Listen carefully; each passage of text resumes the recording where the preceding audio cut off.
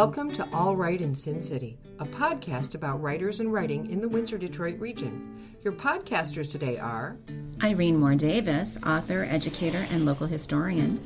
Sarah Jarvis, former bookseller, publishing rep, and literary festival chair. and me, Kim Conklin, Windsor-based writer and filmmaker.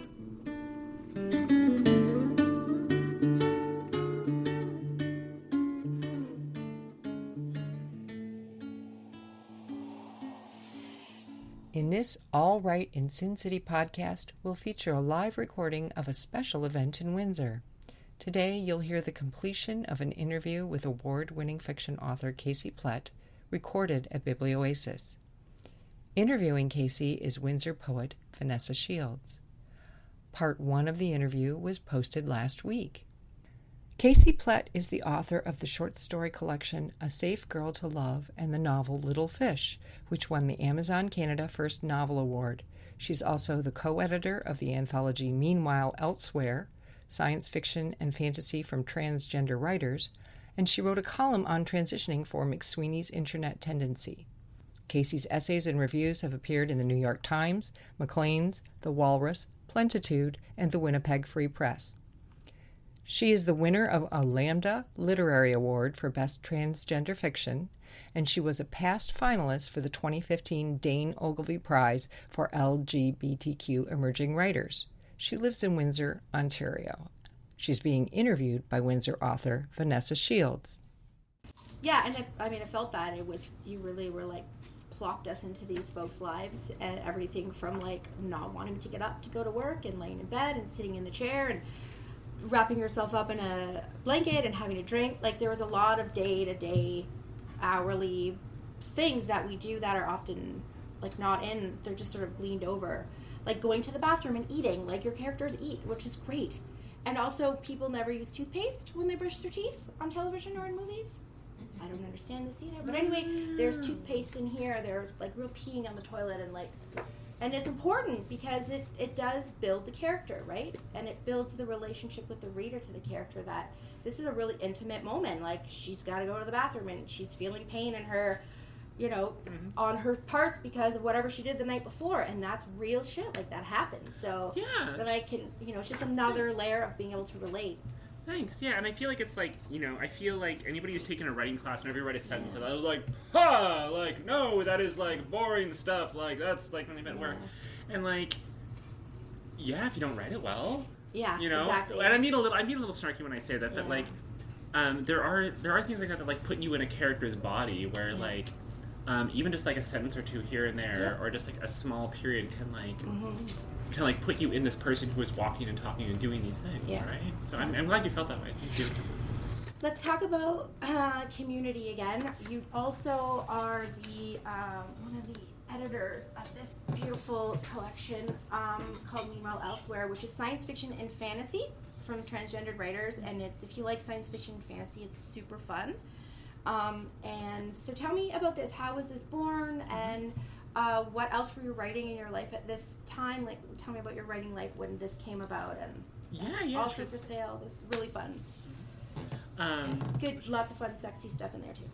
That is very true. Robot sex. Robots. That's good. So this book came out. The concept of this book came out right after I published my first book, actually, A Safe Girl. Yeah. And that summer, Topside Press, the same people who put my first book out, they were talking about putting together this anthology, the sci-fi anthology. It was thought of trans writers, because most transsexuals are big frickin' nerds. Not most, but like a sizable, it's more than a small minority. I'll put it that way. Yeah. And I'm actually like not a sci-fi fantasy person at all.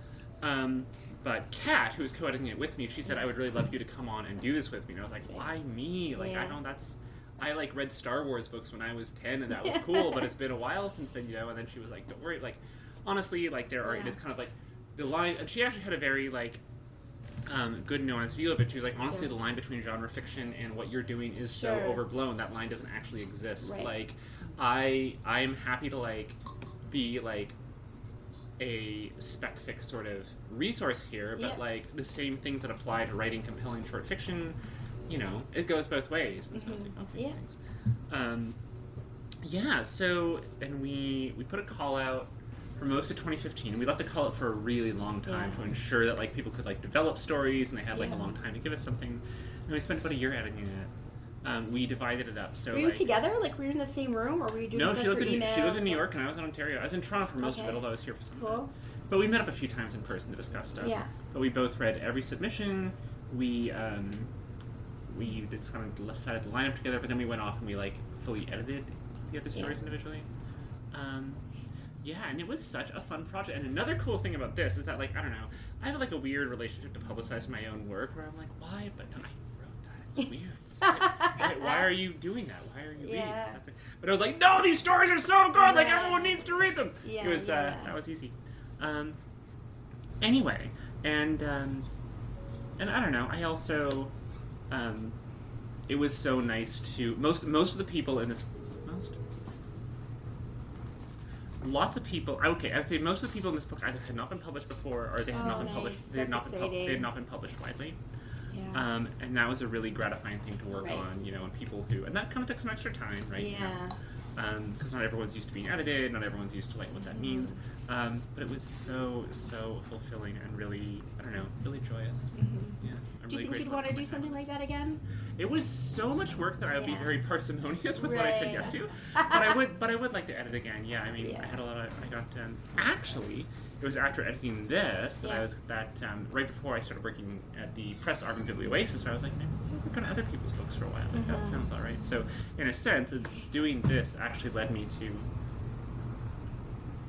Biblioasis. Indeed. Awesome. Tell me, do you believe in writer's block? Let's talk about that, because that's a question that comes up all the time. Like, besides, like, give me advice, I'm a new writer. Tell us, you know, how you feel about that. Do you believe in it? Is it real? Do you experience it? I believe in it, but I haven't experienced it the way that it seems to be commonly talked about. Okay. To me, like, if I sit down to write and then, like, I don't know, my ridiculous rabbit brain is always interested in something. Yeah. So I do believe in, sure, like when you sit down, you're like, here's a project that I'm going to work on, and your brain's like, no, not at all, nope. Or, you know, it's kind of like I did a teacher once who described it once, it's like, you know, like you're driving a car, and you're like, we're going this way, the car's like, you're like, no, and the car is just going this way. So I do kind of believe in, like,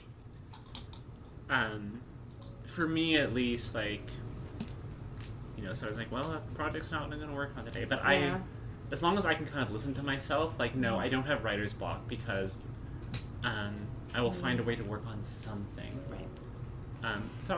Which, again, going back to it, is how my first book got made in the first place.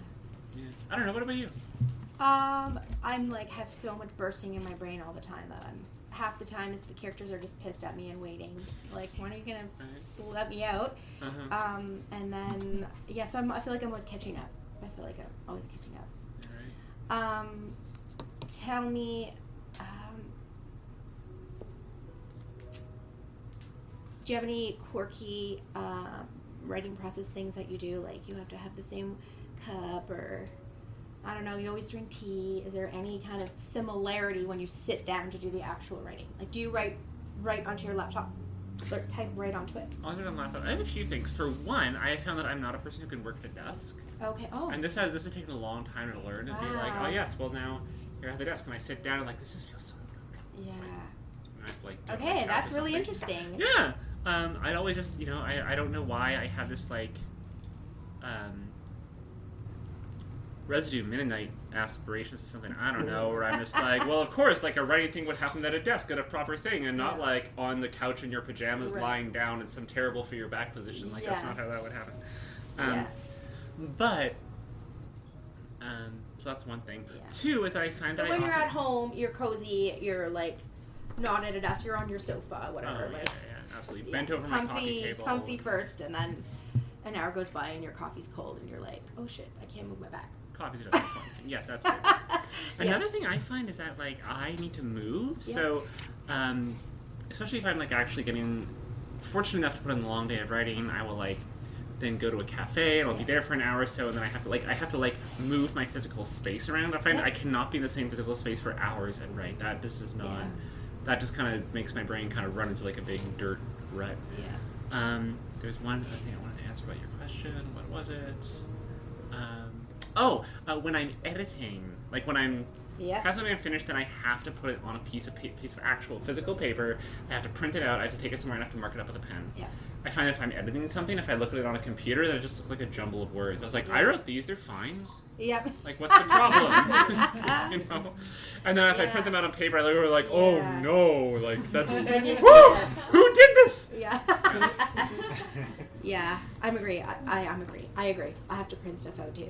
It's a lot of recycling but and like you scratching it out and the arrow that says this half a sentence goes back here and then move that here and right? Oh my god, I spelled the there's wrong or whatever, you know, like you just can't. I just can't see that when it's on the computer. And it's so valuable. Like I always feel like I don't know. I always feel like it's easy to have this kind of sense of disconnect of like what you're doing and what a book is. When honestly, it's like, you know, like I feel like the process it helps me is if I was like, oh man, that was a stupid way to say that. You know, like that part of my brain has to be able to engage with my own writing as if it's a book and give it that its own respect. Yeah, you know? yeah, for sure. Yeah, I feel it the same way. So, you are coming off a barrage of beautiful awards. I've been very fortunate. Yep. And, what can you tell us? No, you don't have to tell us what you're working on, but if you are working on something, how you're feeling about it. Has the process sort of kicked in yet with what you're working on? Yeah, I'm working on a few things. I have a screenplay that I'm about halfway done, which is super exciting. Which feels just like, I don't know, working with like magical Disney fantasy land or something, you know. Especially because, you know what, writing screenplays, so like, when you write fiction, you have to be responsible for the end product, right? If you write a screenplay, the idea is the end you just give it to somebody else, and that is their problem. And you don't have to worry about it anymore. I know, it sounds so nice. Anyway, we'll see. And then I have a novel that I have like in infancy, like baby stages, and then I have another collection of short fiction that is like, I don't know, like about maybe like a third of the way done. So. Are you doing anything different than what we've read so far? Like trying a different format, a different genre? Like, so maybe it's, well, I don't think it's going to be science fiction, but can you say like if it's sort of the same veinish of... Or you don't know yet, maybe it's too early. In the sense of it being like realist fiction type stuff, I mean, I don't know. I feel like that's probably what I'm always going to be writing, no matter what. Yeah. So in that sense, yes. Okay. But do you feel any pressure? Like self-pressure or pressure from, I don't know, sometimes readers who are like, oh, she won all these awards, she better write another good book. Sometimes, but actually, I've been fortunate enough so that so before I wrote my first book, I won this online column contest for the McSweeney's website. McSweeney's is this like super, especially in like U.S. literary circles, is a well-known literary magazine. Okay.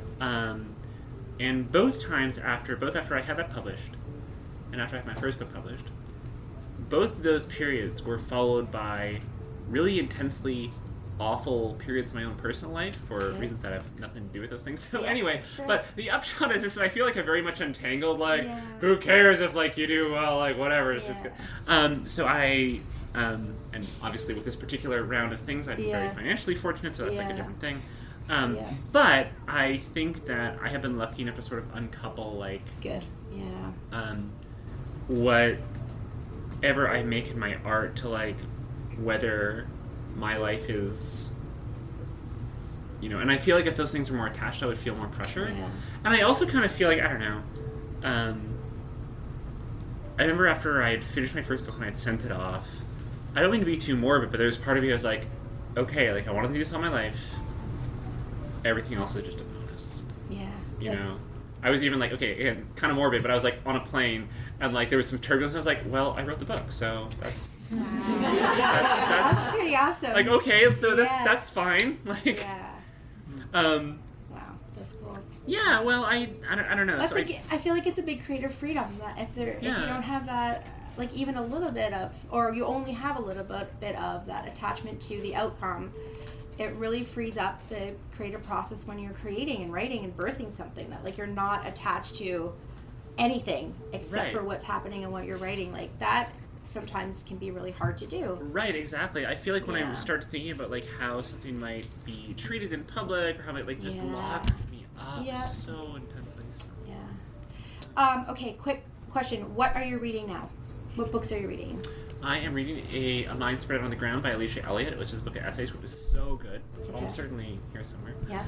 I am reading It's a Big Deal, a book of poetry by Dina Del Bucchia that is like both like the hilarious, sad, absurd like mixture is like BoJack Horseman great. It is so good. Like Sweet, I hope we have it here. It's a Big Deal, poetry, Dina Del Bucchia. Okay. Awesome. We do, folks. You heard it here.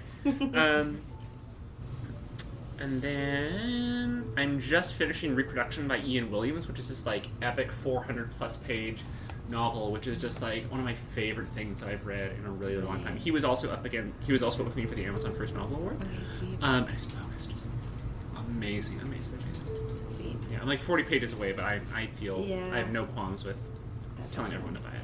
Okay, and like just indulgent kind of thing that you might be embarrassed to say that you do and love. Doesn't have to be related to writing or creativity at all, but like you watch Gossip Girl or like some secret about you that you can share that you can don't have to wait till you die to know. You know, like you like poutine at 4 a.m. I don't know. Like Who doesn't like poutine at 4 a.m? Bad example. You know, you have lots of shoes. I don't know.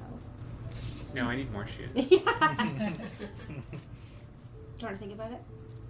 Part of me wants to ask Sybil over there, but I just don't really want to know. The card's messy. The car's messy. Okay, that's good. That's exactly the type of thing. My car is really messy. All It's right. pretty awful.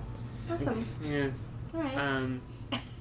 I'd still take a ride if it was a cold Winnipeg night. I don't care how messy your car is. I'd be getting in. I know, right? So, whatever. Awesome. Okay. That was Vanessa Shields interviewing author Casey Plett at Biblioasis. In our next podcast, we'll have 2 more readings for you. We'll hear from award-winning science fiction authors Timothy S. Johnston and Kathy Koja, recorded at a recent Chi Series reading at the Fog Lounge in Windsor. Thanks for joining us.